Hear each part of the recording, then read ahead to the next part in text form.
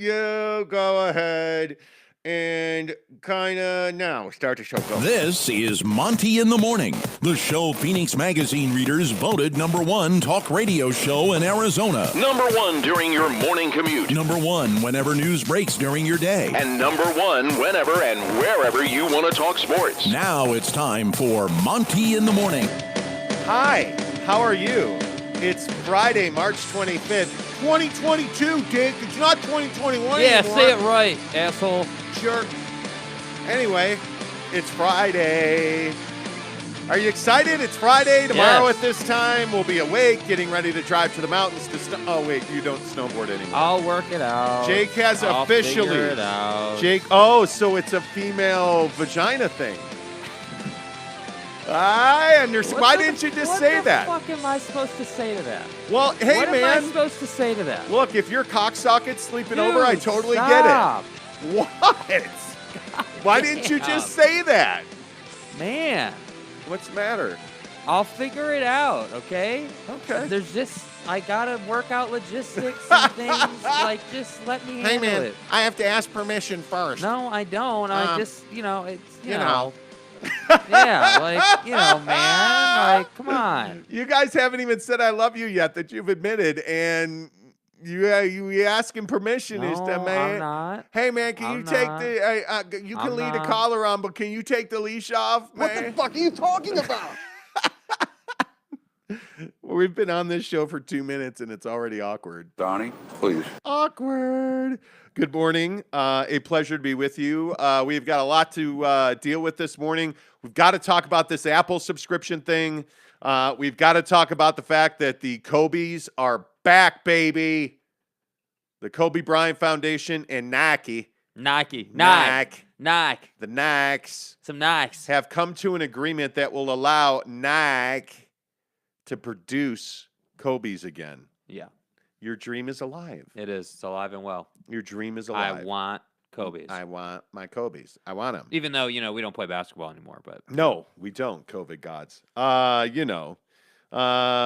So we'll talk all about the best shoe because I think there's a lot of people who don't like Nikes. Nikes. And I just don't know what you're doing if you're a shoe guy. So we'll talk about that coming up. We got to get to this anonymous story that you are so hot to trot to talk about. Yeah. You want to talk anonymous. Yeah, I mean, I think that it's fascinating what goes on with Anonymous. I agree. I mean, you have a crazy ass theory that I can't wait to get people's reaction to. Yeah. Like you have, and you're not usually a tinfoil hat, Donnie, you're out of your element. Yeah, you feel like you're a conspiracy theory not a guy that believes in conspiracy theories. Yeah, I mean, I just think, when I give you guys the prediction, it just makes too much sense. Infowars.com. Yeah, I mean, I walked into the crib the other day over at Casa de Jake, and he's like listening to the Alex Jones show. Well said. Okay. Anyway, wait till you hear Jake's theory on Anonymous. It is amazing. Good morning, Gene Stream Gamer. Good to see you, my friend. Steve Hambone, good morning to you. Good morning to everybody here. I guess we have to start with the Jazz. Did anybody see my guy Book last night? How about my guy Book last night? Dude. How about Devin Booker last night? The man, the myth, the legend. I mean, the greatest player that's ever played in the NBA, Devin Booker. Ever. Wow. In foreverness. He dropped 49 on the Nuggies last night. The Nuggies. Yeah, man. I'm telling you, Devin Booker belongs in the MVP conversation. Slurp it up. Slurp it up. The guy dropped 49 on the Nuggets last night and brought them back again. Yeah. They're unquestionably, undoubtedly the best team in the NBA. Yeah. No, I don't think it's all that close, and I think that the Suns are just a joy to watch play, man. I mean, even if you are a Jazz fan, there's no denying that the Suns are playing great basketball. Oh, man. Seriously, just straight up, Devin Booker last night. And if you missed it, get on ESPN.com or NBA.com. Or YouTube. A YouTube machine, man. And go check out the highlights of the Suns and the Nuggets last night. But we'll get back to The Book in a minute. Nuggies. The Nuggies. Thank you. Chicken tendies Yes. and Nuggies. Yes. Which reminds me, what are we going to do for a cheat meal this weekend? Anyway, the God. point is, the Utah Jazz, who we talk about occasionally on this show, Right. are in Charlotte tonight for a Friday night tilt against the Hornets. I might be making too much out of this, and I know that we've had a lot of conversations about the importance of the fourth spot. I think it's pivotal. If the Jazz have any chance to win a playoff series this year, I think they have to have that fourth spot. You know that they're in Dallas on Sunday. You know that. It's a huge game. I think tonight's game against Charlotte is a must-win. This is not a night you rest anybody. This is a night that you bring all the boys to the yard and you just get after it and you do what's got to be done to win this game. And I think that Donovan Mitchell is probably going to have to score probably 30-plus again for them to win. You would hope that Mike Conley plays. I don't anticipate Bojan Bogdanovic, if he is available, playing anywhere near his capabilities. But, Jake, it doesn't matter who plays. I think this is a must-win for the Jazz. Yeah, I think that, this game, just not even because it's Charlotte, but like the timing of it and basically how it pans out with the schedule, it does kind of feel like a must-win game. And the reason for that is, with you playing Dallas on Sunday, you don't have room for error. You don't have room to lose games to teams that you are most likely better than. And I say most likely because you are not far and away better than Charlotte. And that probably shocks some Jazz fans' ears. But, the reality is you're not far and away better than them. They can beat you, And I think, what I would say about tonight is that, yeah, this is a game you should win. But don't be surprised if heading into the fourth quarter, you're down 5, And you're in one of those moments where it's like, all right, how are we going to react to this? What's this look like? What kind of offense are we going to run? Or are we going to, fall right back into the same old thing that we've always done, which is we're not going to run offense. We're just going to kind of play Don and everybody else, and that's it. And so that's why I think this game is must win, because not only do you need to bounce back and prove to yourself that you're a good basketball team if you're in that locker room, first off. Second off, I think that, with you playing Dallas, you can't afford to lose this game, No. because if you plan for the worst and hope for the best, planning for the worst would then be saying, all right, we win tonight, we lose in Dallas.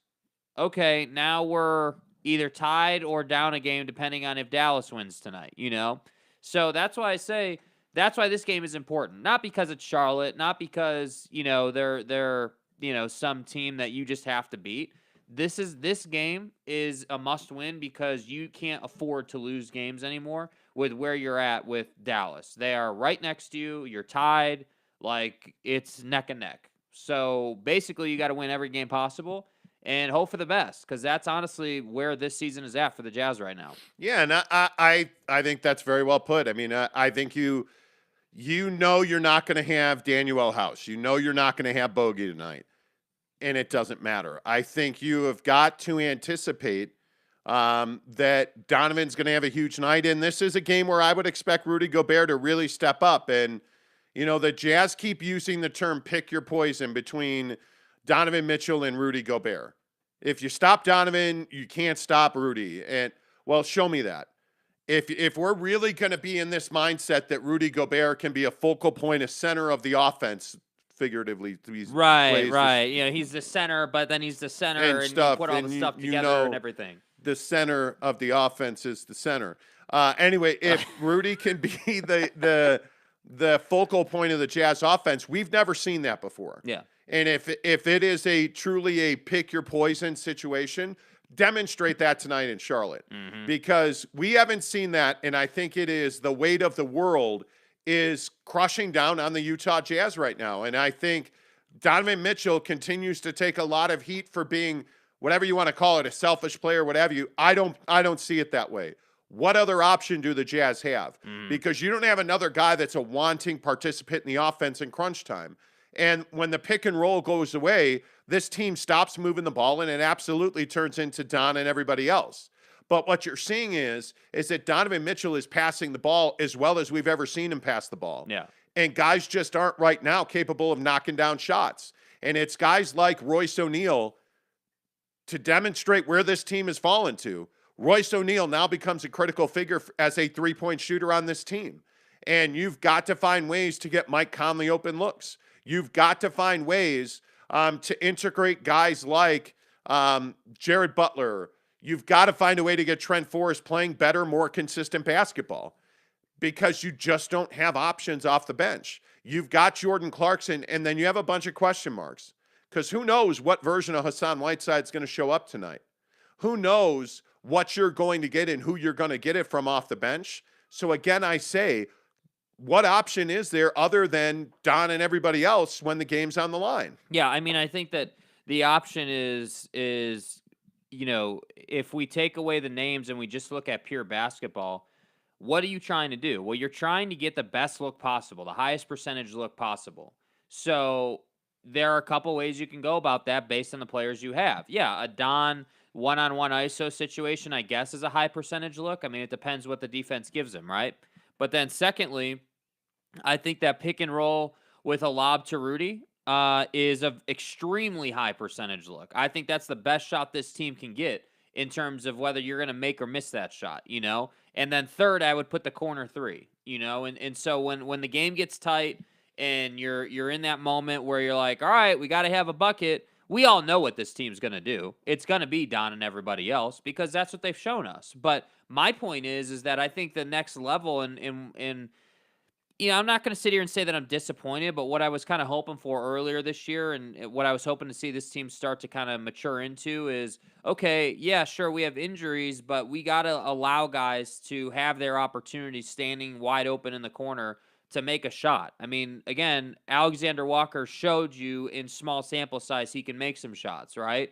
Like Jared Butler has shown you in small sample size he can make some shots. So, cool, Bogey's out and not playing, but how about we run a set where we get Mike Conley open in the corner? How about we run a set here or there? Like that's what I've wanted to see. So all of that to say, when the game gets tight, we all know what it's going to be. It's going to be Don and everybody else. I know what it is. Yeah, like I just hope that for the sake of this team and for the sake of Don, in his chances of scoring on that possession, that he uses Rudy because the truth is Rudy is a phenomenal screen setter. Even if the screens are illegal 90% of the time, it doesn't matter if they are or not. It matters what's called. So. Which, by the way, I thought was fascinating. In Boston the other night, they started calling those illegal screens on Rudy. Yeah, and they called it last night too in the Phoenix game against Jokic, late in the game in a leverage situation. Yes. So I don't know if there's an emphasis on it from the league or what, but I just think that as far as the late game is concerned, you don't want to be. I guess you never want to be, but specifically tonight, you don't want to be going to the fourth either tied or down to the Charlotte team. That's not a good place to be. No, and I think. You brought up Mike Conley, which I think the one thing we all forget is he's the Jazz best three-point shooter. I mean, he shoots a very high percentage. For what he's not doing in the paint right now, Mike Conley still shoots a very high percentage from three. I would be looking to get him more opportunities in the corner. And I agree with you. I think that, Don's driving kick game can help guys get open looks because clearly defenses collapse on him. And you're not looking at an elite defense in Charlotte. They're a wanting defense. There's no doubt about that. This Jazz offense should be able to exploit Charlotte. I mean, you saw in Boston that's suffocating the best defense in the NBA. That's not what Charlotte is. You should have more room to play ball against Charlotte tonight. And I would expect to see better ball movement. I would expect to see, again, and what's the right way to say it? I would expect to see more offensive sets. More like, hey, let's run offense.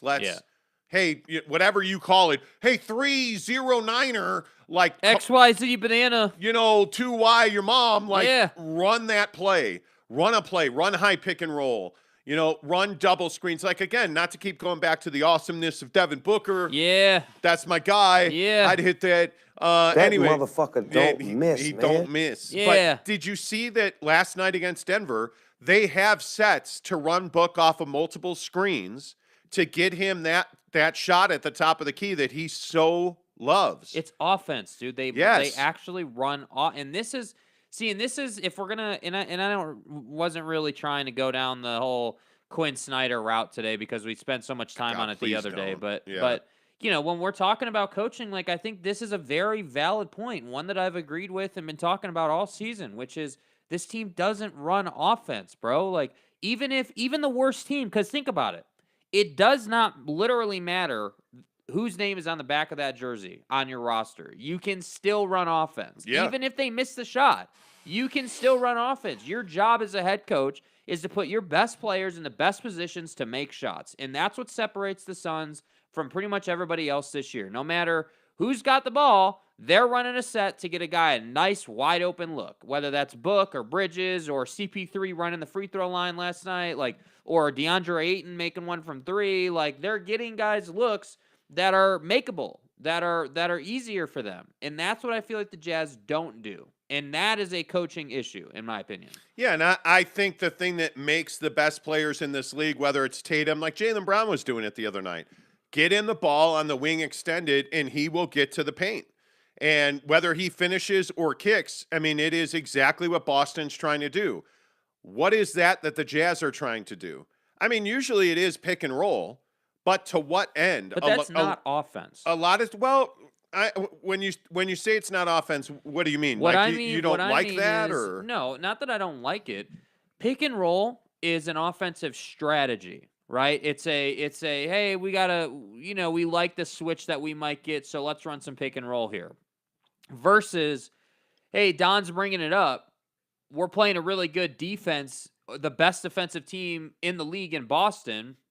How about we run a down screen to get some guys open? How about we create some matchups with the bodies we have on the floor? But I think that's what the Jazz use pick and roll to do. I mean, you see the Jazz run pick and roll to get into the paint and kick to the corner for that three.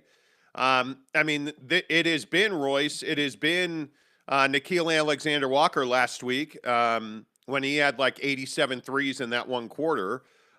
Traditionally, it's Bojan Bogdanovic on the wing. I don't know who that guy is right now. I mean, Royce in the corner is not something that I'm running a play to get. But my point just is yes, the pick and roll, penetrate the paint, kick to the corner.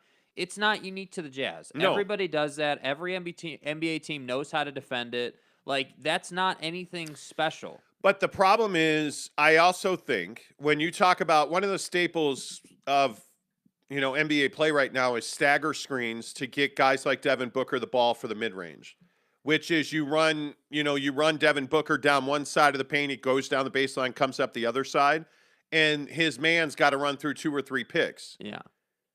The issue is that is designed to get you mid-range looks, and the Jazz don't play in the mid-range really very often at all. They play at the rim, or generally they shoot threes.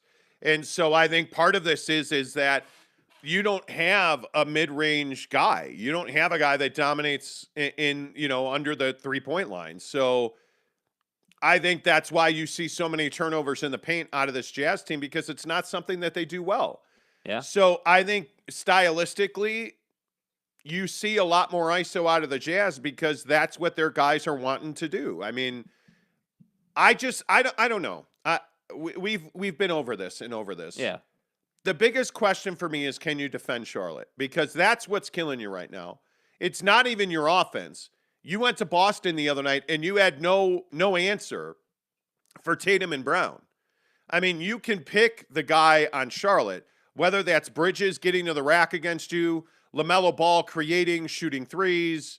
Obviously Terry Rozier is a guy that is red hot, and when he gets going, he stays going. Like, you have all these guys that you don't really have a matchup for in Charlotte.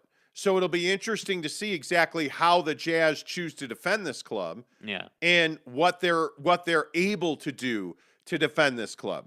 Because that's one of the things that I really worry about going forward, whether it's Charlotte, Dallas, whoever you want to point to. Can the Jazz defend at a high enough, consistent enough level to keep themselves in games? Because this is a bad team when they're trailing. Yes, they don't know how to play from behind. That's just not who they are. That's a real concern. And again, not to keep pointing to Phoenix, but Minnesota the other night, Denver last night. This team is very good in Phoenix coming from behind. Yeah, well, they suffocate you defensively. That's how they're able to come from behind. They're able to create turnovers, make you take bad shots. Like and there's so many times, even last night, where you get into the offense. Whoever the Suns are playing is trying to create these matchups, and the Suns are so good defensively that you've got like literally last night with Jokic, it was turning into. The Nuggets were trying to get Jokic on Book on the block, and Book was just running away from that while literally simultaneously while DeAndre Ayton was running to the matchup. That's how good they are defensively, that they can switch like that from the weak side. So it's difficult to create matchups against them, and that's how they're able to, even when they're behind, stay calm and just play their game. That's the thing. And by the way, Cam Johnson's missed his last 11 straight games. Yeah. So you're doing it without one of your more dynamic players on the wing. I mean, I'm telling you, the Suns are unbelievable. Hambone says Booker's better than I've ever seen him. I would agree. This is as well as I've ever seen him play. Yeah. Gene Stream says Booker, fireman. Cody Strickland says, morning, guys. I believe you guys didn't read my last comment on how we can blow this roster up. I mean, are you sure, Cody? I don't read the comments, as you know. When we have people under contract that no one wants and have 0 draft picks, we've covered this repeatedly. Yeah. Most of the Jazz top 7 players would be in demand around the league. I think certainly there is a deal out there for Bojan Bogdanovic, Jordan Clarkson. I mean, they've had deals in place for Rudy that they've talked about. I mean, there are guys on this roster. I don't know that Mike Conley has a tremendous amount of value. I mean, you can make trades. There's no doubt. Like, I can't remember who it was on Twitter the other night saying the Jazz aren't blowing anything up because nobody will sign here.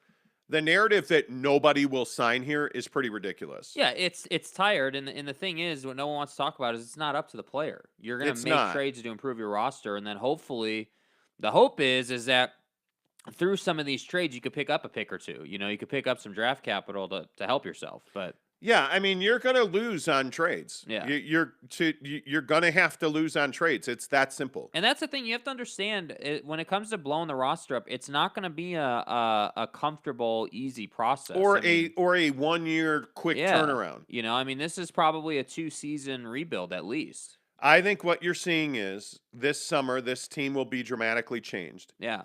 Next year will be kind of a transition year.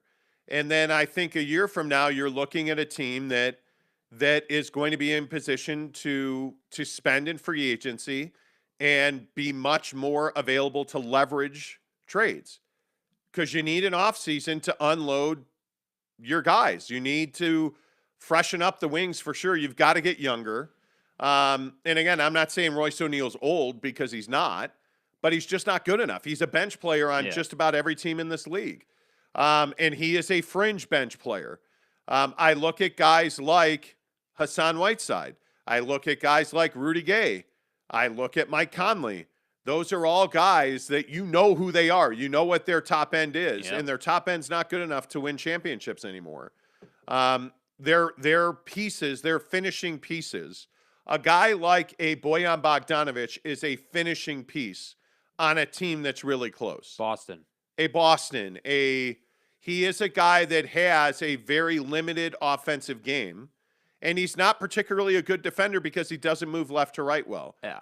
Having said that, you can move him. You can make deals. It's Russell Westbrook and John Wall. Those are guys that have put their franchises in terrible positions. John Wall's got a massive contract that the Rockets are eating right now. The Rockets were able to unload him to the Lakers if the Lakers had said yes. And Russell Westbrook is an abject failure for the Lakers, who could have unloaded him to the Rockets but chose not to. Yeah. You can make trades. You can move guys. And we've talked about this repeatedly, but you're going to lose. Yeah, and you have to be comfortable with that concept as a Jazz fan. Tyler Hopkins, good morning to you. Devin Booker is a special player. I wouldn't be surprised if he wins the MVP. I don't think he's in position this year to win the MVP. I think there's too much, feel-good humanity stories around Giannis. You're a casual. Who I think is going to win it. Again. And I think that Joel Embiid is hell. I mean, if the Lakers do anything, LeBron James has to be the MVP of the league, right? I mean, the numbers the guy is putting up is ridiculous. Yeah. But I mean, there's too many other good stories around the league, I think, for Book to win it. And his candidacy is far too late. Far too late. Agreed.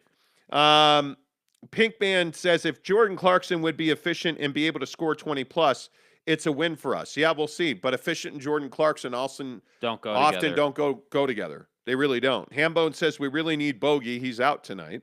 Rudy Sanchez says, morning, fellas. What's up, Rudy? Good to see you, bud.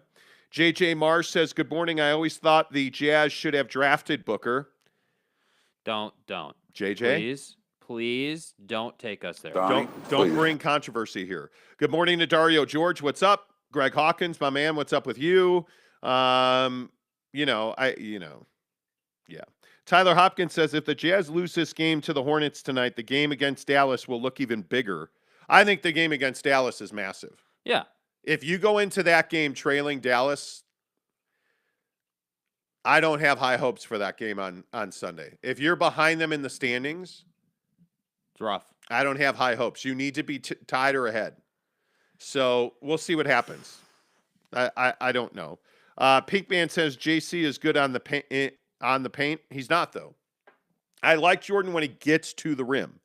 The problem is a lot of times he tries to dribble into the paint and then doesn't have anywhere to go. Yeah. And so he winds up turning the ball over. And that's that mid-range that we talk about. That exact play, that is the true definition of the mid-range. That stuff where he drives to the baseline and has that nice little push floater, little push shot there. That's at the rim play. That's not considered the mid-range. The mid-range is, I would say, anything inside the arc to probably 2 feet after the free throw line. You know?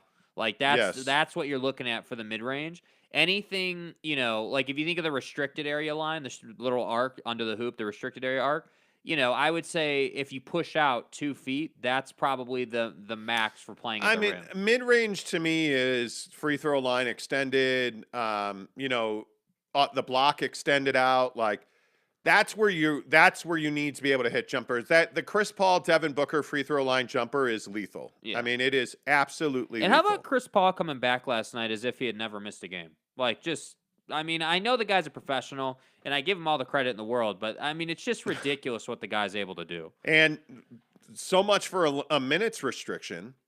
I mean, they played him deep into that game. Yeah, that's the beauty of what the Suns have. And this is something that I think is really fascinating to watch for every NBA team, whether it's the Jazz, the Suns, whoever it may be. Like, the depth that comes off the bench is so superior in Phoenix when I look across the league. I can't think of another team who's got just all these guys coming off the bench that do something. It may not be a big contribution, but I look at, like, Cam Payne. Not a huge contribution. Energy guy, give you like 8 to 10 points, and then see you later. That's all he's got to do. Like Bismack Biyombo.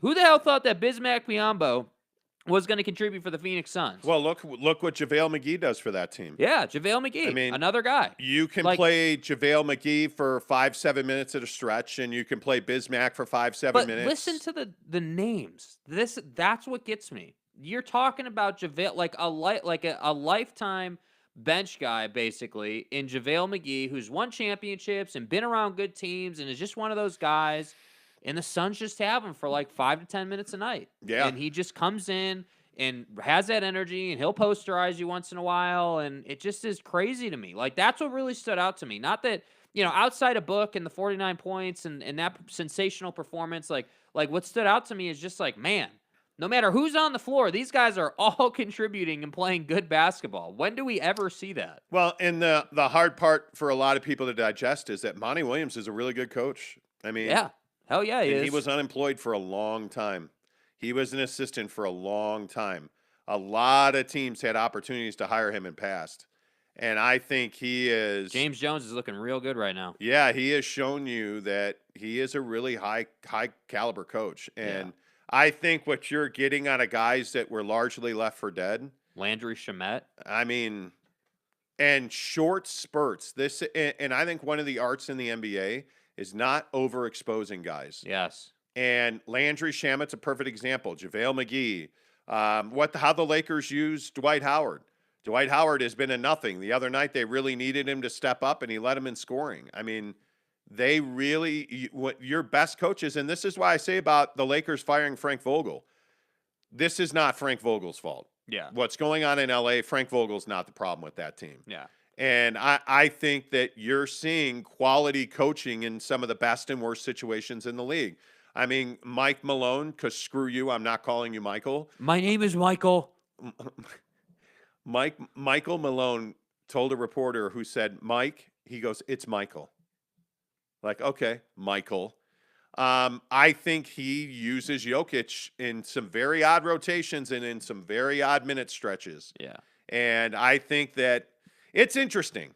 Teams win and lose for not complicated reasons. Yeah. The Jazz are losing because their roster is stale and they're unathletic. It has nothing to do with their coach, in my opinion. The Suns are winning because they're young, dynamic. They've drafted well. They signed free agents well, and they're really well coached.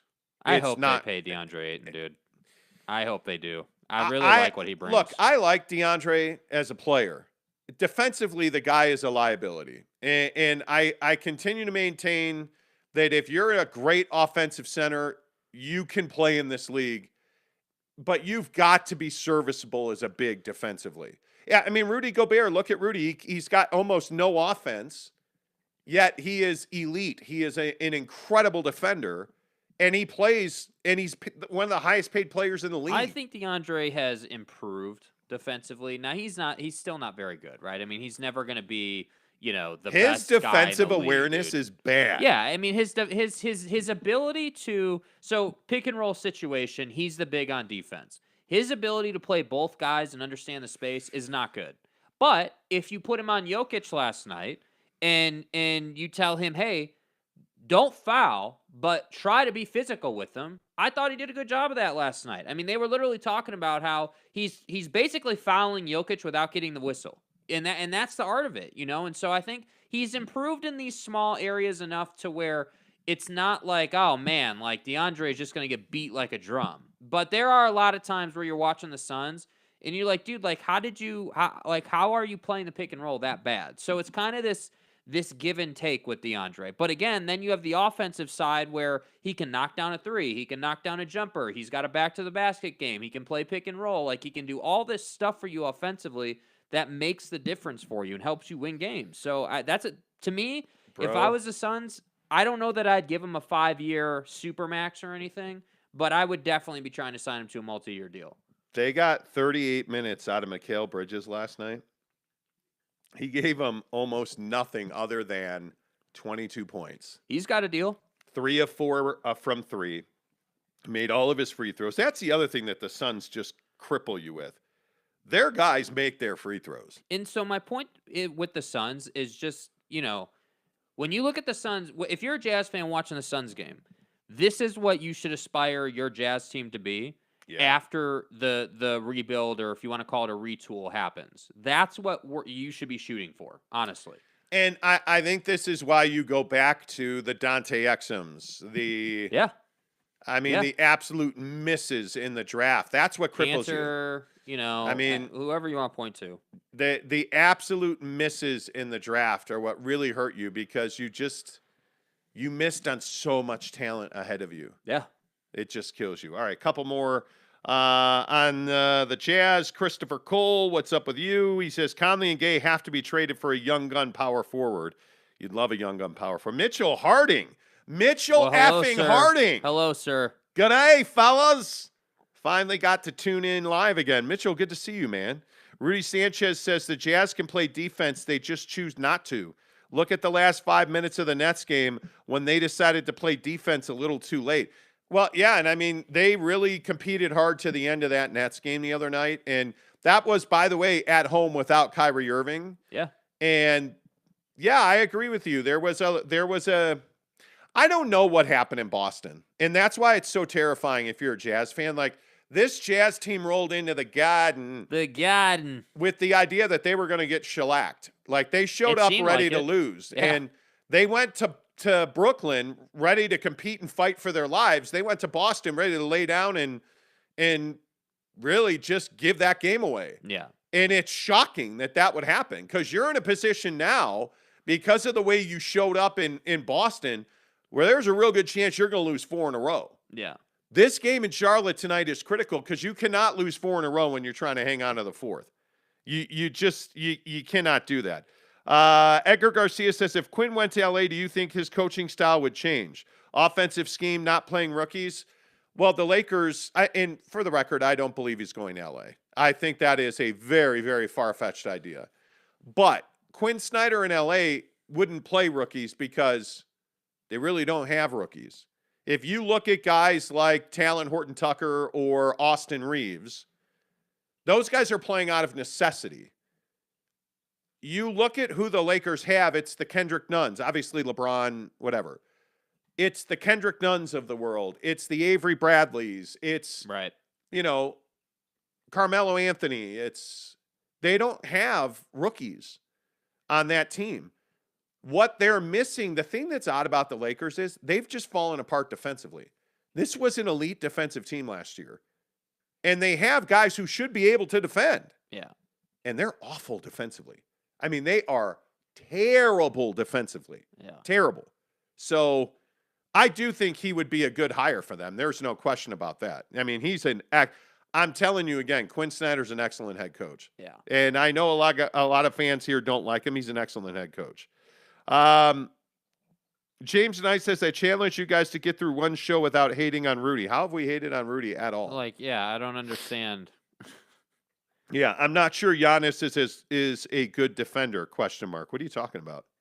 Did you say that? This is what I mean. See, I don't know if you're, like, sometimes when you say stuff, I question whether you're being serious or you're joking. Giannis is one of the best defenders in the league, man. Yeah. Like, it's not even a like even if you hate the Bucks, and I'm no Bucks supporter, you have to give the guy credit. You have to respect his game. And that's why I say, like I just said, that I think I said earlier today, if I'm not mistaken, that one of the best offensive looks the Jazz can get in critical situations that they just go away from is pick and roll to get Rudy a lob. Like, that's one of their best sets that they can run as a team to get instant offense. When you're in that situation where you have to have a bucket, and the defense knows, because this is the thing that no one talks about. The defense knows that Donovan Mitchell is going to have the ball. The defense knows that it's Don and everybody else. You think they're not watching tape? You think that they don't know that? Well, that's what separates the good from the great. I mean, again, Devin Booker, the defense knew last night. The Nuggets knew he was getting the ball. Yeah. He scored 49 points. Yeah. You have to get to a point, and I agree with you on the lob. Rudy Gobert, you just throw it higher than the other guy can jump, and Rudy's going to flush it. Like, that should be a thing tonight. Charlotte does not have a big that can really hang with them. I mean, they have Plumlee, but, like, Rudy really should be able to handle Plumlee. Yes. That really shouldn't even be a contest, honestly. Like, the only thing that Plumlee is going to give him trouble on is just simply rebounding. But Rudy is one of the best, if not the best, rebounder in the league. So the thing that worries me in this game tonight is they're going to go small because that's who Charlotte is. Charlotte is not a big team. So it'll be interesting to see. Let's see. Cody Strickland, I wasn't trying to frustrate you. Me personally, I find no true value for Conley, Royce, or Rudy. So you don't think that Mike Conley or Rudy Gobert has value around the league? I mean, I think those guys have value, dude. Yeah, I mean, if you are Mike Conley fits into just about every contender in the East. I mean, the Chicago Bulls would love to have Mike Conley. Yeah. The Bucks don't need him. They have Drew Holiday. I look at Philadelphia. I don't know that Philadelphia would need him because James Harden's such a black hole. But you look at teams around the Western Conference. I mean, right now, are you telling me that the Golden State Warriors wouldn't like to have Mike Conley? Mm-hmm. Are you telling me that the Lakers wouldn't love to have Mike Conley? Yeah. Which is where everybody said he was going if he didn't come back to the Jazz. Yeah. I mean, I don't know. I can't think of a contender in the West that wouldn't like to have Mike Conley. I mean, yeah. Mike Conley's a huge upgrade over Cameron Payne. The Nuggets? You think the Nuggets wouldn't want to have Mike Conley? The Denver Nuggets? Dude, the Nuggets would love to have Mike Conley. The Dallas Mavericks? Yeah. Yeah. I mean, you're crazy. He would have, I'm not saying he would have, all-star starter $20 million a year value, but there are teams that would trade for Mike Conley. Absolutely. For sure. Yeah. And I'm telling you now, there are teams that would trade for Rudy Gobert, but the problem is teams around the NBA know that Rudy Gobert's contract is an albatross. Yeah. And you're going to have to pay them for them to take that albatross. Yeah. My guess is that Rudy winds up in a Washington, Toronto type situation. Yeah. Because the other thing that you got to remember is that's a 3-team trade. If you trade Rudy Gobert, that's a 3-team trade. He's making $41 million a year, and he's in the first year of that deal. I mean, his contract is heavy dude. Heavy. Cumbersome. Heavy. Let's see. Trades for our players cause, let's see. If he was 27 to 31 million a contract, but not 41, so I don't see any good trades for our players because they're either washed or just a bad pick. They're not, though. They're not. Okay, you can't be. See, this is the Yeah. problem. So here's the thing. You can't be. When you say somebody's washed, that's you projecting your emotion into the situation. Yes. That's you saying, oh, well, he didn't play well here, so he's washed. That's a bit dramatic. With all due respect, I'm not trying to be mean or hate, but that's what's happening there. Mike Conley is not washed. He's had a rough season from the floater. He's had a nice season from three. You know, I look at Rudy. Rudy is valuable to a certain degree in the league. The problem is the contract, but it is tradable. You have to build a 3-team trade that benefits everybody, and you're going to have to eat some of that contract. And you're going to have to give up future draft capital to do it, which is really, I mean, it's crippling It's a ball to you. breaker, but what are you going to do? I mean, again, I've said this repeatedly. Like, I think the Gobert trade, getting that contract off your books as much as possible, is literally the starting line to getting to where you want to go. That is the first thing that has to happen for this team. Because think about it. If you trade Rudy, what does that really signal to the fan base, to the media, the public, even the league? Yeah. You're signaling, hey, we know that this duo wasn't good enough. We're starting over, basically. We're reinventing the wheel here and getting a product on the floor that can actually compete at the top of the league. Because whether you want to say this or not, and you've said it repeatedly, this team is an average team right now. They are a mid-table team. That's who they are, and that's not hating to say that. So that Rudy trade is the first step in the right direction, in my opinion. Yeah, and I think Rudy's, it's a challenge to trade him. You're going to lose on that deal. Cody said you should have finished my comment about Rudy. We did. Man, why are is there something in the water Friday? I don't know. JJ You know what Mars. you know what it is? What? We haven't done a Friday show in a minute. 2 weeks. Yeah, the last 2 Fridays we've been off. That must be what it is. Cody's just salty that we didn't do a show the last 2 Fridays, so he's getting his anger out. It's fine. Okay. It's fine. JJ Mars says, what does run offense really mean? The Jazz have the #1 offense in the league most of the year. See, that's a fluke, though. Thank you. I love this. Hey, they've got the #1 offense in the league. What does that mean in crunch time? If they had the #1 offense in the league, what happened in Boston? If they had the #1 offense in the league, what happened in Brooklyn? You may have the #1 offense in the league on paper. Yeah. I'm telling you right now, you're an average-ass offense on the floor when you look at these matchups. And the reason for that is because they don't run offense. So to answer your question, what does running offense really look like? Okay, I can tell you right now, running offense is not running pick and roll. Pick and roll is just I can run pick and roll at LA Fitness, dude. Like, pick and roll is nothing special. It's not hard to defend. It's frankly, to the guy who said that Giannis isn't a good defender, look no further than the NBA Finals last year when the Suns ran pick and roll. He covered Book and then got back to block DeAndre Ayton, and that ended up sealing a championship for them, right? So my point is pick and roll is easily defended in this league 9 nights out of 10. What's not easily defended is pick and roll, pass to your big who kicks to the corner, swing the ball all the way around to get back to a wide open guy in the corner. That's I actually think the best offense in the NBA right now is the Phoenix Suns. And why is that? Well, because their shot goes in.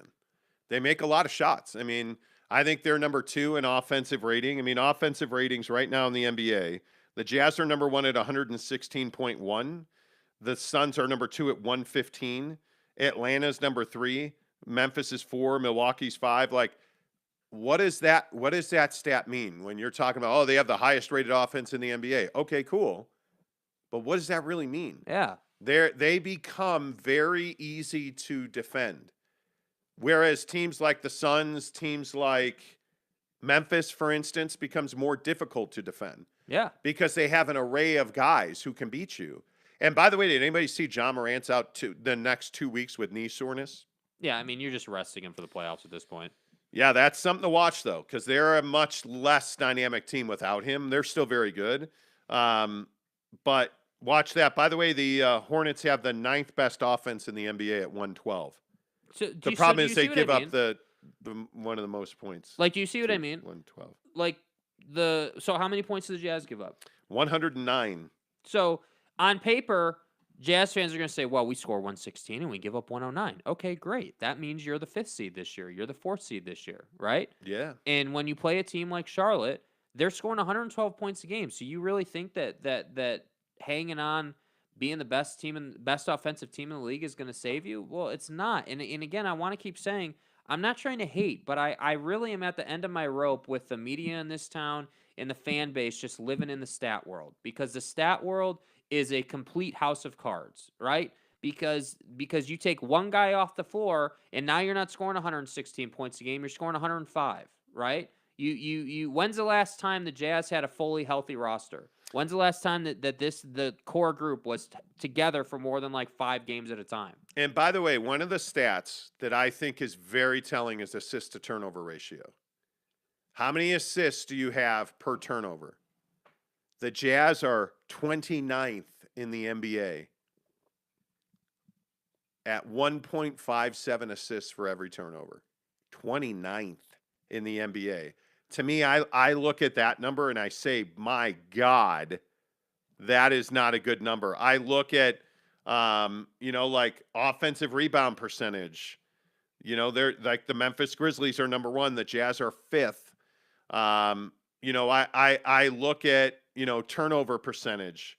And again, the Jazz are one of the worst teams in the NBA, 23rd in turnover percentage. Like, the issues that you can have your offensive rating, I'm good with that. In a generation and on a team where you shoot as many threes as they shoot, they're always going to score a lot of points, which is what offensive rating is. Yeah. They're always going to score a lot of points. Knock yourself out.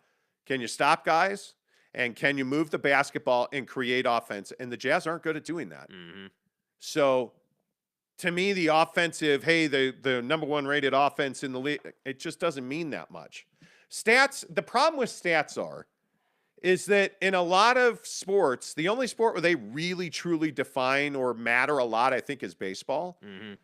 I look at the offensive ratings and offensive efficiency and all. In the NBA, it just doesn't mean a lot. The smaller assist to turnover ratio stats are much more telling. Yeah.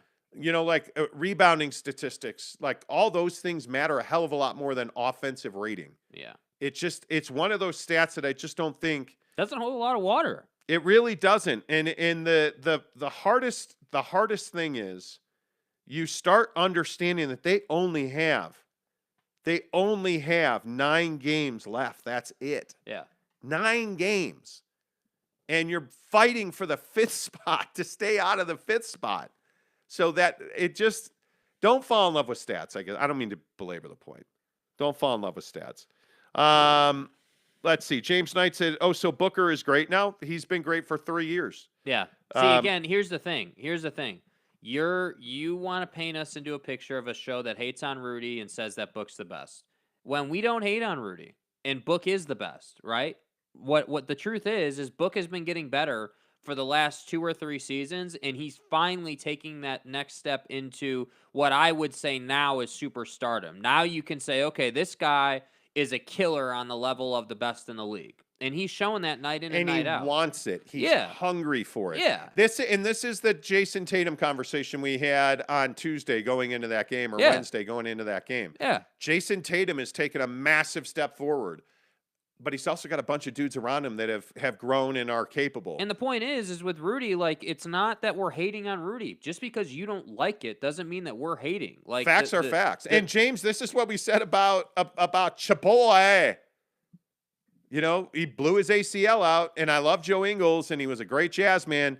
Blew his ACL out. That wasn't nearly the biggest problem for Joe. Joe's performance was declining. Yeah. And his usage rate was far too high the last 2 years. Yeah. But you look around the league, who are the guys who have taken huge jumps forward? Tatum, Booker, Ja Morant, Donovan Mitchell. But what's the difference? Ja Morant is a great example. Ja Morant's taken a huge step forward, but so have all the guys around him. Yeah. Devin Booker's taken a huge step forward, but so have all the young guys around him.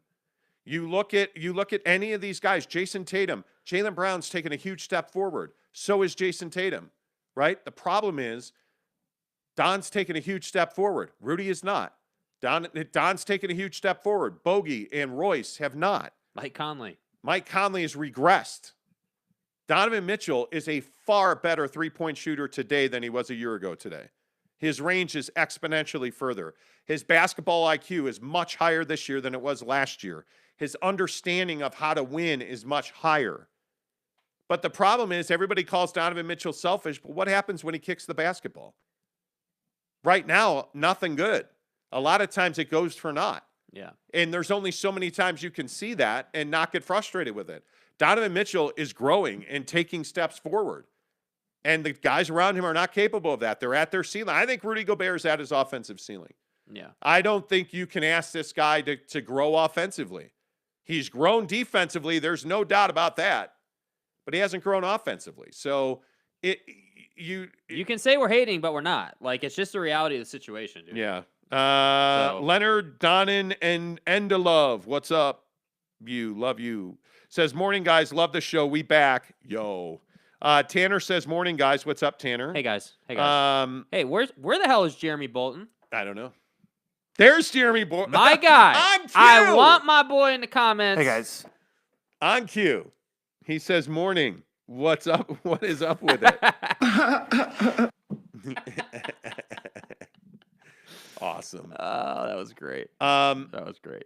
What do you like about the NBA right now? Like what? Because I think the NBA is wildly entertaining. Watching that Suns game last night, I stayed up late to watch that Suns game last night. Yeah, getting up this morning was a joke. Between two Western Conference heavyweights, and you're watching them go blow for blow. That was playoff fun basketball. Man, it's playoff basketball. It really was. That was a fun game to watch last night. I think the other things I like in the league right now are, who doesn't like when the Lakers are bad, right? I mean, it's enjoyable to watch them struggle, but at the same time, like, I'll be really curious to see what the comeback looks like. I mean, I think the conversation. This is for a different day, but I think the conversation around how long LeBron James is going to wear a Laker jersey is really fascinating. Yeah. What does that look like? Where does he finish his career? Like, I know when he went to LA, it was, hey, I'm going to finish here. But the fact is I know he's going to do anything it takes to play with Bronny. So that'll be really curious. I think. Who's the dead last team in the Western Conference? The 10th spot in the Western Conference is currently occupied by the Lakers, the LA Lakers. Yeah. And it's a game and a half, isn't it? And no, they're tied. But New Orleans has the tiebreaker. They beat the Bulls last night, who are just skydiving. I mean, nose diving they ran to out the of ground. gas, dude. Ran out of gas. I mean, the Bulls are in the 5th spot now. They were number 1. They're 5 out, 42-31. But you look at the West. You know what I like about the West? We get Dallas at Minnesota tonight. Yeah. Huge game. The West has just gotten better. I mean, there's no other way around it. Like, the fact that Minnesota is a good team now is crazy, and everyone's going to say, oh, well, they're the 7th seed or whatever the hell they are. I mean, yeah. They're this low seed. Well, I got news for you. They've been a damn good team since the All-Star break, and they will happily beat you. Yeah. I think it's going to be, I mean, if the playoffs started today, the Jazz would be in the 4, Dallas would be in the 5. It'd be Golden State, Denver. I mean, the play-in tournament would be New Orleans and the Lakers, Minnesota and the Clippers in the 7-8, which I think is Vettel will not race in Saudi Arabia Sunday. Yeah. How about that? The Bears signed another shitty quarterback, Trevor Siemian. He's just a hack. Reaches a 2-year deal with the Bears. Neat. That's really great. Can we get the Arlington Park jerseys out yet? Shut up. How about Boston versus Chicago in round 1 of the playoffs right now? Great matchup. I mean, that's what I love about the NBA. Yeah. That's why I'm so passionate about the NBA. It'll just be interesting to see how all of this plays out. You know, like I think one of the more interesting things that you guys do on this show every day is you hit subscribe and try to win a PlayStation 5. So if it, what? It seems like there's a problem. Interesting, man. That is interesting, man. You should hit subscribe. Just smooth with it. Do you like the way I did that? Yeah, that was really that was really good. Yeah. Are you guys going to talk LeBron's crappy shoe or not? Mike wants to know. Yeah, we can do shoes right now. Yeah.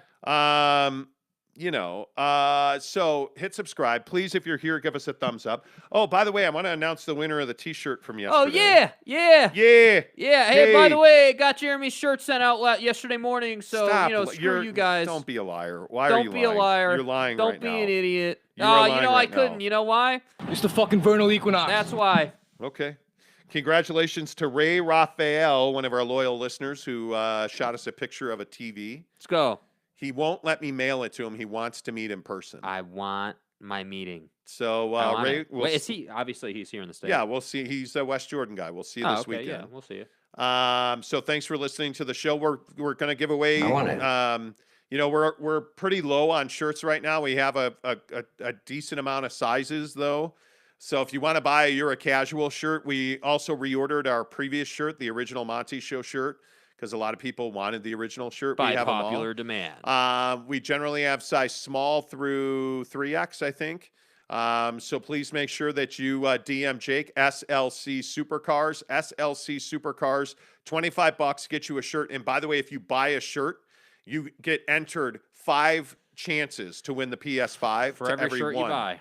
Every shirt you buy gets you 5 extra chances to win the PS5. So that's coming up at 5,000. Yeah, let's talk shoes because a lot of people. Yeah. So in the comments, are you a shoe guy? Are you a shoe guy? Yeah. James Knight says you watch the Suns. I'll watch Pornhub. Nah, I'm good. Okay. Okay. Cool. Okay. Neat. Let's talk about shoes. Are you a shoe guy? I am a huge shoe guy, as you can see. We probably need to rotate the shoes on the wall right now. That UNC 6 ain't going anywhere. No, I love that shoe is fire. Love that shoe. We calculated it. I have over $25,000 in Kobe's and Jordans. Yeah. That's bad. $25,000 plus in Kobe's and Jordans. And one of the reasons I have not ever worn the Kobe's that I have the Grinch Kobe. Yes. Is because they stopped making and selling Kobe's shoe. Until they didn't. They announced yesterday, Vanessa Bryant, the widow of Kobe Bryant, announced yesterday that she, through the Kobe Bryant Foundation, has reached an agreement with Nike, to continue to produce Kobe's shoe. Which is, by the way, speaking of my man Devin Booker, hey baby, hey. Anyway, speaking of Devin Booker, what shoe does he wear? He wears the Kobe. He wears actually several models of the Kobe, too. Yes, and the Kobe is the most popular player shoe in the NBA. So I am ecstatic that we have Kobe's coming back to the market. Yes. 100% of the profit for the Kobe Bryant side will go to the Kobe Bryant Foundation. Which is a huge win for Vanessa because she's really trying to grow that foundation in Gianna and Kobe's name. So the good news is we get shoes, the foundation profits, and all is right in the world. Yeah. I'm really excited about this. Yeah, it was great to see. The day, what was it, about a year ago, I think it was, that it came out that partnership was ending was a very sad day. Yeah, that was hard to deal with. That was hard to take, and I think that I mean, I don't know how many people we got commenting about shoes, but I love shoes, man. We're at a point with shoes where we wear certain shoes to close in sales, man. And when Air Max 90s. When you stop closing, it's time to change shoes, So I mean, it's a lifestyle for sure. Now I'll tell you this: I am a shoe guy. I'm 49 years old, and I am a shoe guy. I collect shoes, and right now the hardest part is that we're trying to open this business, and we are. I mean, just it's right. It's like. Right there. It's almost like that foul-smelling fish that wafts into your nostrils and you can almost taste it. Okay, I'm not sure where that came from, but okay, yes. Anyway, we're so close on the business. Mm-hmm. But we've stopped buying shoes now. I've stopped buying shoes. Me too. It's been 6 weeks since Yeah, I dude. bought a shoe. Yeah. And there have been some good shoes released. But I will, when they release another Kobe, I will buy that shoe. I will come out of shoe retirement Yes. and buy that shoe. Yes. Because that's a shoe that I am you're not a Jordan 3 guy. That's kind of your. I am my favorite Jordan is the Jordan 3. I have a ton of Jordan 1 and Jordan 1 lows. Yeah. But I love the Jordan 3. I really like the Jordan 6. The Jordan 9 used to be my favorite shoe, but I don't think there's any doubt now the Jordan 3 is my favorite shoe. But I am 100% a Nike guy. I am not at all an Adidas guy, Adidas. even though one of my favorite shoes to play in is James Harden's Volume 2, which is a great basketball shoe. But I do not wear Adidas almost at all. You bought me a pair of Ultra Boost.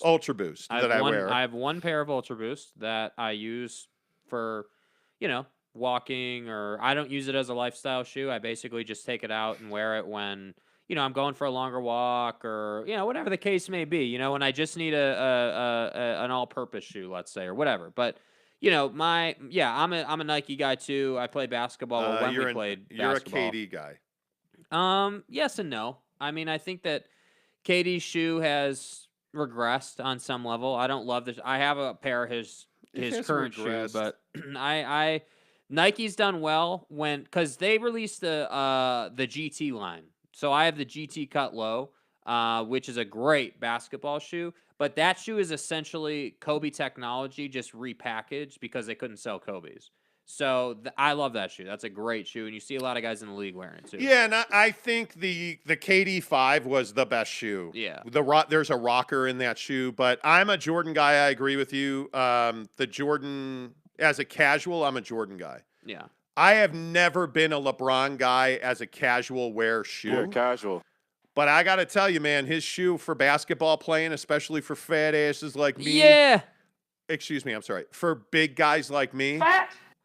The LeBron basketball shoe is actually not bad, and he's had some good ones. The LeBron 10, that's all I'm going to say. Yeah, the watermelon LeBron 10 was amazing. Full foot Air Max. I mean, just some. The LeBron 10 low was amazing.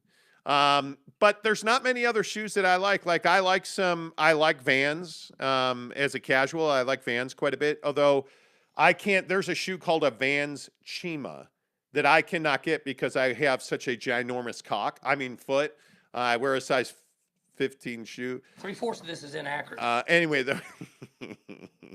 the point is I wear a size 15 shoe, which as we all agree as men means you wear big socks. Mm-hmm. But so I can't get the Vans Chima in the sizes I like. Yeah, the Chima Ferguson Pro. Yep. It's a good shoe. It is. But I like Vans quite a bit. J's are where it's at, though. I mean, honestly, and I always give you a bunch of crap about the fact that you don't wear most of your Jordans. So you've been trying to wear more of them, which I love to see. But you got to get into, you got to get into the 13s, bro. You got to get into 13s. You got to wear your 5s more. I love 5s. You got to get into those. Anyway, Tanner's being a jerk. Here we go.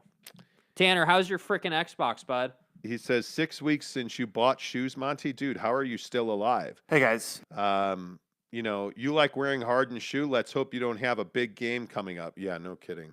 He sucks. Yeah. Brett Robbins says the T-Mac 5's my favorite shoe. Also the Mellow 5.5. The Mellow actually had a decent shoe. Anybody see that Zion's getting a new shoe? Yeah, fuck Zion. I'm just tell me how you really feel. Play 82 straight games and then we can talk about Zion. Play 82 straight games, Chubbs, and then we can talk about yeah. By the way, James just said I love that fat drop. I giggle like a schoolgirl every time. Fat. I mean, it is what it is. It is what it is. Okay. What does Caruso wear? I bet he wears the Adidas heat check. I bet he's an Adidas guy. Is he an Adidas guy or isn't? I want to say he's a Li-Ning guy. Oh, is he Li-Ning? Li-Ning. Klay Thompson's Li-Ning. When he matches... Okay, wait. Jeff Johnson says, I call my dad a pussy when he matches his shoes to his outfit. I'm thinking you guys do the same thing. Did you just call me a pussy? We don't, actually. Jeff? Well, actually, I do. I don't. But I wear black every day. I wear black every single day. Kobe's. No, So- he's so Alex Caruso as a Laker wore Kobe's, and then he did get the Lining deal. Yeah, he's a Yes. Lining guy. Oh no, Anta. Oh, he's Anta. He has an Anta Okay, deal. he's Anta. Anta. Yeah, he was. I knew he was a Kobe guy previously. Yeah. Lining In 2020, Anta. he signed with Anta. Yeah. There you go. James Knight says the Zion shoe has gravy coming out of it. Yeah, hey, you know. Yes, it does. Yes, it does. I do match my shoes to my outfits, though. Yeah. Yeah. No? Sometimes. I think it depends. Like, I think a great pair of Jordans stands alone. Like, I think that What is your go-to shoe for closing deals at Yelp? go-to shoe for closing deals at Yelp. Jordan 1 Bordeaux. Really? Yeah. That's My go-to. go-to shoe is an Air Max 90, almost of any kind, or a Vans slip-on, the checker Yeah. Vans slip-on. Yeah. Anytime I wear those checker Vans, I'll wear them It on. gets real. I'll wear them on Eldom. That's cool kid club for last day of the month. That's next Thursday. Yeah. Yeah. So we'll talk about that. All right, let's talk about subscribing to Apple. After you subscribe to the show, obviously. Yeah, You know, duh. duh. Find us on fucking YouTube. I don't know. I curse too much. We get it. Crocs to close deals, Brett Robbins Crocs. says. Why? So all your profit can leak out the holes? I do not own a pair of Crocs, and I never will. Never. Can't I do won't. it. I won't. If you own Crocs, put your balls in a jar before you put them on. Because trust me, they don't fit right. Yeah, I wear Doc Martens. Yes, I wear Doc Martens. Yeah, Doc Martens are sweet. Tanner says Tanner's being a jerk. LOL says the guy who acted like the world was ending when I won the Xbox. Hey guys. People were pissed. Tanner got so upset that anyway. No, I'm not doing it. Let's talk about subscribing to Apple on the show. Find us on the podcast. Just Google search The Monty Show, Monty, The Monty Show. Thank you for listening on the podcast. We averaged about 12,000 listens a day on the show this week on the podcast, so thank you for that. Apple is supposedly, Allegedly. I say, because they have not confirmed it, supposedly, Apple is going to release a subscription service that will allow you to pay a regular fee Monthly. to get the newest, hottest shit from Apple. Yeah. And I'm like, take my money, man. Here's my question. Where do I sign up? Here's my question. It's my only question. To Apple, what's more valuable? So, for sure, monthly payments. Oh, are more that valuable, revenue? For sure, without a doubt. Yes. But my question is going to be, right now, when you buy Apple product, you typically run an installment plan. So like this MacBook I got, you had, you have a year installment, and if you pay it off before then, it's interest free, XYZ, pretty straightforward. Okay, great. Are they still going to offer that, or like, are they really going to push people to do this monthly subscription? And how much is that going to be? Because I don't think that you can be over $100 for this a month, right? But I also think it's not going to be a sub $50 thing. I think it's like, to me, just thinking about it, thinking about like, all right, well, how much would people want to spend on this? The willingness, the how the ability for people to spend their money on this, so like, what do you think is a reasonable number? Because I'm not paying more than $100 a month for a subscription to Apple. I'm just not. Take my money. I would happily pay $100 a month because it doesn't matter. You're paying that money. It's $1,200. That's what you're paying for an iPhone anyway. So if I get the iPhone, and it depends on the structure of the subscription. Yeah. If I pay $100 a month, does that mean I get the new iPad when it comes out? Does that mean I get the new MacBook when it comes out? Does that mean I get the new iPhone when it comes out? Or does that mean which tier of those product? Oh, it's got to be top tier. Do I just get the iPhone? Can I upgrade for $10 more a month to get the newest iPad? Can I update? Which is something we're going to have to do. Can I upgrade to $25, $125 a month to make sure I get the new MacBook every time it comes out? Take my money, man. Take my money. I get that new iPhone, and I leave some of my DNA on my shorts every time I open the box for the first time. It's an experience. Give me the new iPhone. Give me the subscription. I'm all about that. Wow. What? Wow. What? I just want to make sure I got this right. Maybe I didn't hear you right. I thought you said that you what did you say? I leave some of my DNA on my shorts every time I open a new iPhone. Wow. Every single time. Wow. It is, dude. I love it. I'm an iPhone guy, and that's the thing. Like the question I ask is, what is wrong with you Android people? Like, what is wrong with you? I mean, are you the people that are in favor of invading Ukraine? Are you the one? And as you can see, I'm going through some shit like right if now. you're using an Android phone, I have real questions about your manhood. Mm-hmm. I mean, and again, I would just tell you, if you're using an Android phone, lithium probably is a good thing for you. Like, you have mental problems. There's something wrong with you. Get on the Apple device. Get on the internet. Yeah. And buy yourself an Apple device. Yeah, man. Oh, God, here we go. Here it comes. Brett Robbins says, I've been on the Galaxy forever, planned for like 6 years. Listen, Brett. Why?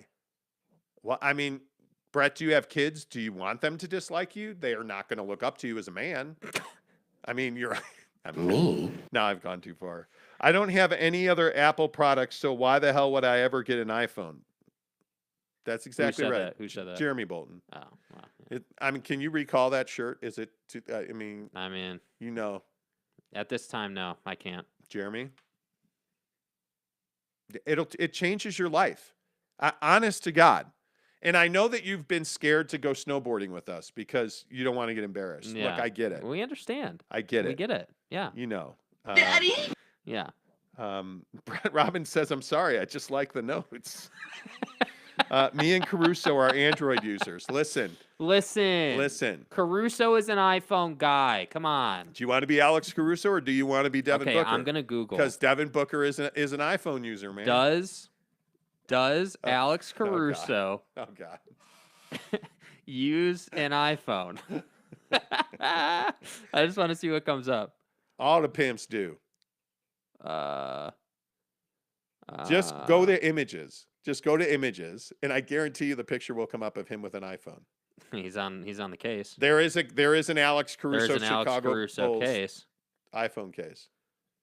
I'm gonna Google Alex Caruso iPhone walking into stadium. Yes, that'll do it. Jeff Johnson says, everything I have is Apple. Apple TV, mirroring from phone to TV, MacBooks, everything works so well together. Yeah. Yes, it does. Yes, it does. I'm telling you. That there's just nothing to talk about, man. Like the iPhone is where it's at. What is the number? I don't know, man. I mean, I'm $100 a month. It's value to the dollar. So, I mean, if you're going to say to me, hey, for $200 a month, every single month, and you have to commit to a year, let's just say there's a commitment period or whatever. If you pay $200 a month, every single month for a year, you can get the top-notch, top-of-the-line technology from us every time it comes out. Okay, I'm probably pretty open to that, you know? But if it's like, hey, it's $100 a month, but then, you know, depending on the device you want, you got to pay an additional fee and X, Y, and Z, I don't know that I'll be as open to that. It really depends, to be quite honest with you. It really depends. Oh, come on, Tanner. Confirmed Alex Caruso is an iPhone guy. That's my dude. I got it right here. That's my dude. Yep, got it right here. iPhone guy. Come on now. I already know the answer is yes for Devin Booker, by the way. Yeah. Tanner Plummer. Look, man, God, you're so, Hey, guys. You're a nice guy. Like, I like you. Like, you listen Let me to the guess. show. He uses an iPhone. You've got or an Android. You know, like I think he's got a T-shirt. He's won the Xbox. Like, Tanner's pretty much on the Wall of Fame if there was a Wall of Fame.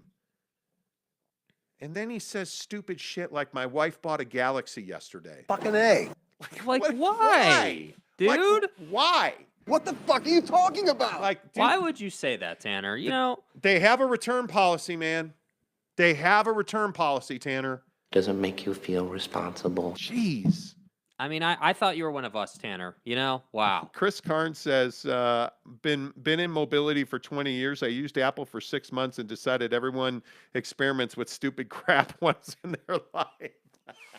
Chris, that's not nice. Donnie, please. Watching the show from an iPhone 13 Pro Max. Let's go! Good morning, guys. Cam Harrison Let's says. go! Jeremy Bolton says, my man, Chris Karn. Yes. James Knight says, Tanner.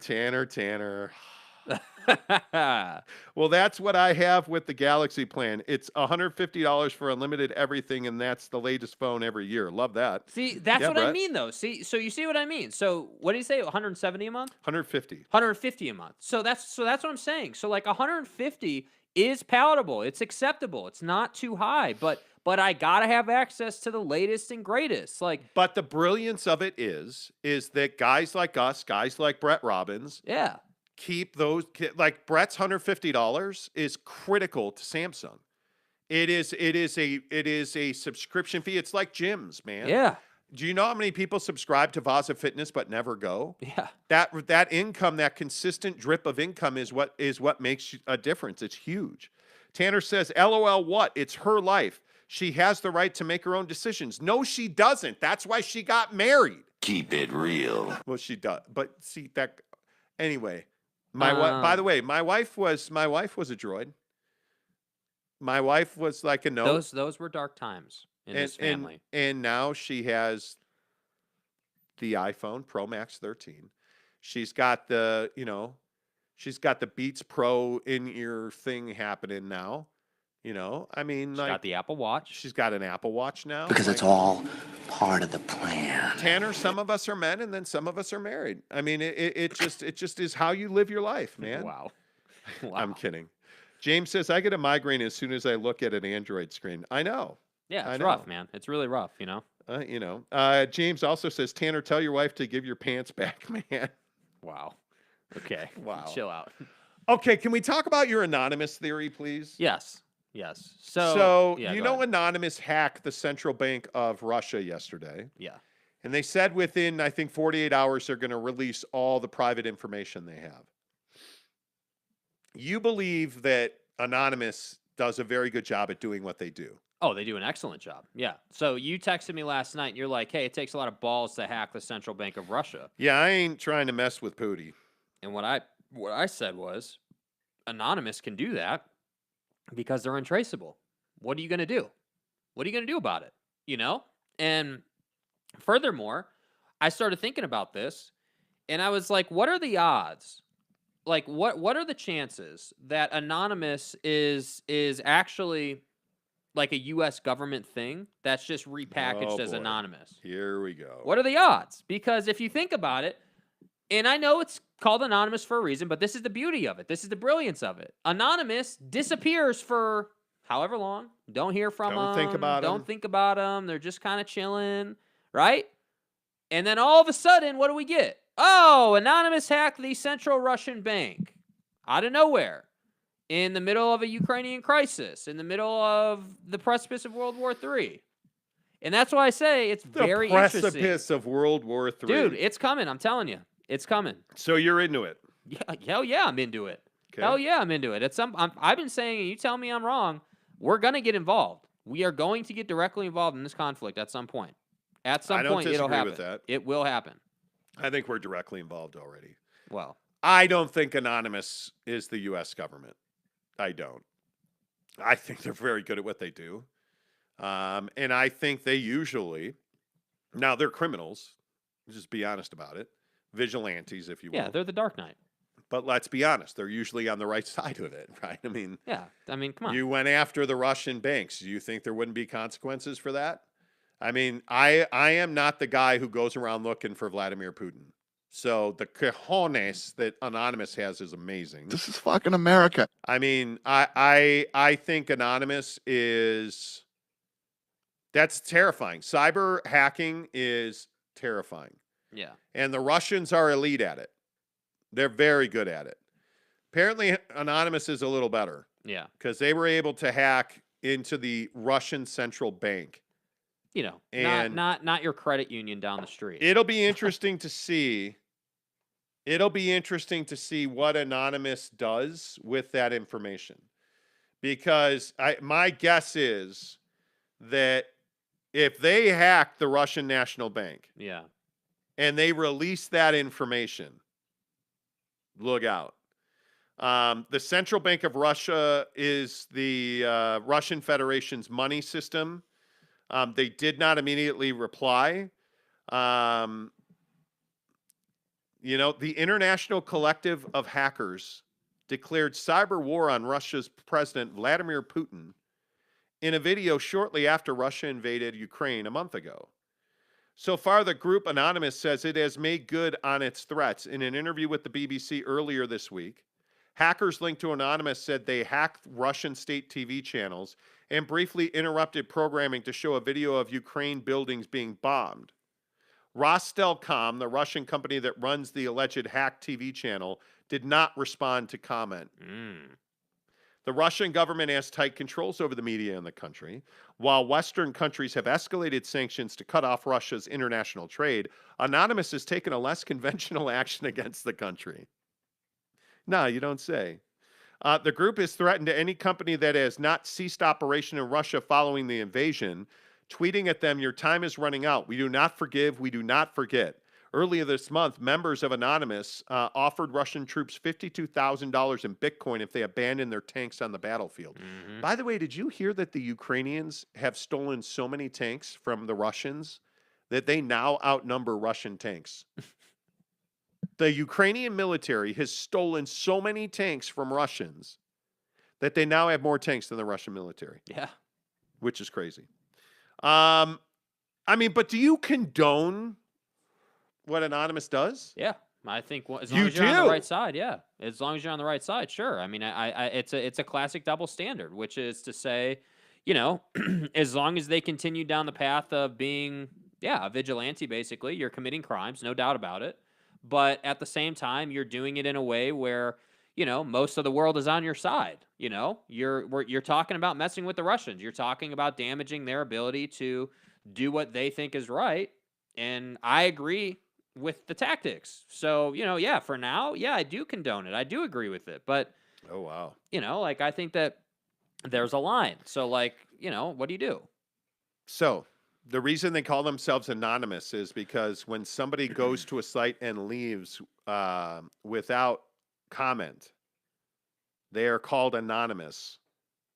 And that's why they leave without a trace. They go in, they steal your shit, and then they leave. And then that's what I'm saying. They're untraceable. What are you gonna do? Yeah. Some of their hacks are legendary. It is anonymous protesters gathered around the world for the Million Mask March. Yeah. This is amazing. It's real, man. I'm telling you, it is real. Yeah. This is crazy. I think Anonymous is very real, and I think this hack is pretty amazing.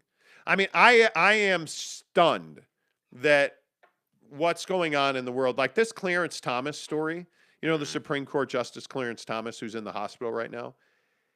His wife was clearly identifiable at the January 6th rally, and she said that she took no part in it, had no part in planning it or anything afterwards. She simply attended the rally. Then when it jumped off, she left because it got crazy. Well, that wasn't until yesterday when, it came out that she was text messaging with Mark Meadows, who at the time was President Trump's chief of staff, encouraging him to overturn the election and stay in power. And that she never said it directly, but she hinted that Clarence Thomas would support him if it came to the Supreme Court. This is craziness now. Corruption, dude, at its finest. Absolute craziness. Yep. It's amazing to me. It is amazing to me how many people just don't believe that this is, how many people just don't believe that this stuff goes on behind the scenes. And you look at the people who were involved in the January 6th riot. People are going to jail for that. The people who have not pled out are being found guilty. Yeah. and you look at what we now know was going on behind the scenes, where there was document shredding, there was toilet flushing of documents, like it's crazy to think that a Supreme Court justice, a United States Supreme Court justice, was involved in trying to overturn a legitimate election result in the United States of America. Yep. I mean, like, that is shocking. This is fucking America. It's shocking to me. It is stunning. It is all of the adjectives that you want to use. It's stunning to me. Yeah. That's where we've gone in this country, that we have a hacker group like Anonymous that is now fighting the Russians. Yeah. That we have mercenaries. The number of mercenaries fighting the Russians in Ukraine is now almost even to the number of Ukraine soldiers. They have almost as many mercenaries fighting the Russians as we do Ukrainian soldiers. Yeah. And they're winning. Yep. It's amazing that's what I don't even know how you explain it. Following the stories that are going on in the war in Ukraine, following the stories out of January 6th on both sides, like the Democrats and the way that like it's amazing to me. It is watching the way that, like, Ted Cruz and all of these, like, Republicans went after this judge, this Supreme Court judge nominee. Yeah. I mean, it's amazing to me that this is what our country has become. Yeah, man. Yeah, it is. It's really hard to fathom. Yeah, that's where we are. It's really hard. It's really hard to fathom. I just don't even know. You know what? Like, I'm amazed by it. And of course, we get eBay. Here we go. You know, like, talking about how Donald Trump is suing Hillary Clinton. Like, Neat. stop. Who cares? The guy's a felon. Stop. Like, Stop. The Daily Show released a video yesterday of a group of Trump supporters who believe that he is currently the president. They held a rally, and they believe he is still currently the president. And so they asked him, well, who do you blame for the gas prices? Well, Joe Biden. Well, but Joe Biden's not the president. Donald Trump is the president, right? And he's like, well, yeah, but that doesn't matter. Donald Trump would never allow us to have gas prices like this. What are you talking about? anyways. Like, it's weird to me that that's the alter reality that people live in. But that's what it is. I mean, that's what Donald Trump has been his entire life. He's been a movie star his whole life. That's what his presidency was. Yeah. That's what his followers think he is. Like, he's like, it just is. Yeah. It's. Yeah. I have trouble even talking about it because I feel like that's just giving more life to it than it needs. Okay, so before we get out of here today. Yeah.